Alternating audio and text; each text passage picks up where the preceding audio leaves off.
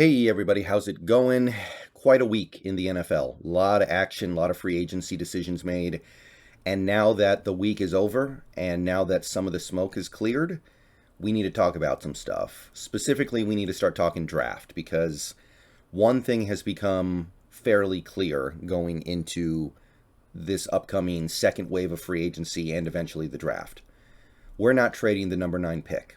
We are keeping the number 9 pick, and we're going to be holding it going into the draft. The only guy who you could have conceived of trading the number 9 pick for would have been Deshaun Watson. And apparently we were never even really in on him. Apparently we never even tried to get him. So there's nobody else you can trade the number 9 pick for. Maybe if you hit yourself over the head with a rock before negotiations, you could have done it for Kirk Cousins, but can't even do that now. Kirk Cousins is extended, so you can't trade for him now. So basically, you're going into the draft with that pick. However, just because you are going into the draft with that pick does not mean that you won't trade it for other picks. We're not going to trade it for a player, but you may see us most likely trade down to acquire additional capital. And I want to make this video to talk about the value of the number 9 overall pick and what we could expect to get for it if we decided to move down a couple spots.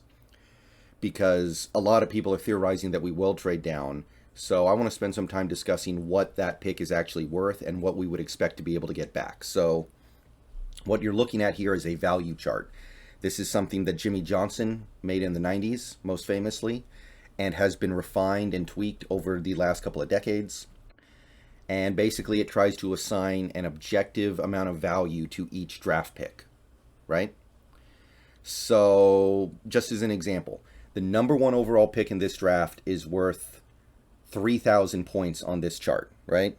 So what would you have to do if you wanted to trade for the number 1 overall pick? You would need to give Jacksonville about 3,000 points of value back. So let's say the Giants want the number 1 overall pick. That's not so bad. They have 2 top 10 picks. They have the number 5 and the number 7. The combined value of these 2 picks is 3,200. So what you could do if you're the Giants and you want the number 1 pick is say, hey, we'll call up Jacksonville and go, all right, we'll give you number 5 overall and number 7 overall for number 1 overall. And let's say maybe you have to throw in your 4th round pick worth 82 points. So you're giving up more than you're getting back, but that might be what you have to do if you really want that pick. You might have to overpay a little bit, but this gives you a rough idea of how teams make draft pick transactions. So let's say you're a team like the Lions and you want to move up 1 spot from number 2 to number 1. So you want to get the number 1 pick and give up the number 2 pick. You need to make up 400 points. Yeah. Well, you're looking at probably giving up your 3rd round pick and you still need another 140 points. You have another 3rd round pick that is worth 112 points. So you're giving up 2 3rd round picks now. And then you probably need to give up your 6th round pick worth 17.4 points. And it's approximately even now. And that's obviously a lot to give up to move up 1 spot in the draft. But this is the generally accepted value chart that teams usually use. There is obviously some room for interpretation. Some teams are going to do it slightly differently. But this gives you an idea of what draft picks are worth. So let's look at the number 9 overall pick on this chart. It is worth 1,350 points. So it's actually worth less than half of the number 1 pick and just slightly more than half of the number 2 pick. So as you can see, picks lose value very quickly. To further the little analogy here, if you go down these bottom end 1st round picks, like you get down to Green Bay at number 28, or Miami at number 29, then these picks are about worth half of what Seattle's pick is worth. So the value of these picks diminishes quickly. So let's try to figure out what Seattle could get if they traded down. Now, they could trade up, but I think that's very unlikely, and most people don't think it's likely either. If we trade, we're probably going to trade down. What would we expect to get back? So let's look at a couple different scenarios here. Let's say the Vikings. Let's say you trade down with the Vikings. So Seattle gives up number 9, worth 1,350. Minnesota gives back the number 12, worth 1,200. That means you got to make up 150 points of value. Well, Minnesota has their third round pick that is worth 205 points. So maybe you could say, okay, if Minnesota, you want this pick so bad, if you want the number 9 overall, give us number 12 overall and your third round pick. You're overpaying, but if you really want this pick, that's what it's going to cost you. Or maybe Minnesota shoots back and they say, okay, we won't like that trade, but we want you to throw in one of your 5th round picks worth 29 points approximately. So then you're saying like, okay, that makes up most of the difference in the approximate value. So you're winning the trade by a handful of points at that point, and maybe that's the agreement that you come to. So you're giving up number 9, you're getting number 12, you're getting a mid-third round pick, and you're giving up a mid to high-ish 5th round pick. So that's one possible scenario.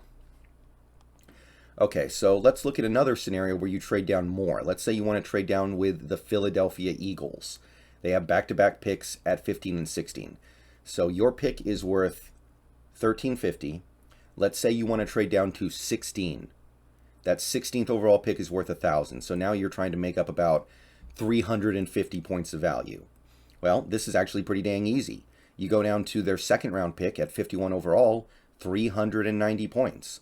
That's almost, that's very close to being equivalent. So if you want to take the number 9 pick, trade down to 16, you can pick up an additional middle 2nd round pick. Or maybe Philly shoots back and says, okay, but we want you to throw in one of your 5th rounders. That gets you to almost exactly even. So you're giving up 7 spots in the draft in the 1st round. Let's say maybe you don't really like anybody you can get at 9, or you feel comfortable you can get who you want down here. Then you're picking up an additional 2nd round pick in the, in my opinion, strong area of this draft. And you might have to give up a 5th round pick in return, which you pick back to back in the 5th round. So if you really like somebody there, you're going to be able to get them anyway, almost certainly. So the final scenario I want to run through is similar, but it deals with future picks. So let's say Philly calls you up and they're like, hey, we want to swap 1st rounders, but we don't want to give up any of our other draft picks this year. We don't want to give you our 2nd round pick this year. We want to hold on to it. We want to use it. So what might happen instead is, okay, you give up number 9 to Philly. You get 16 back from Philly.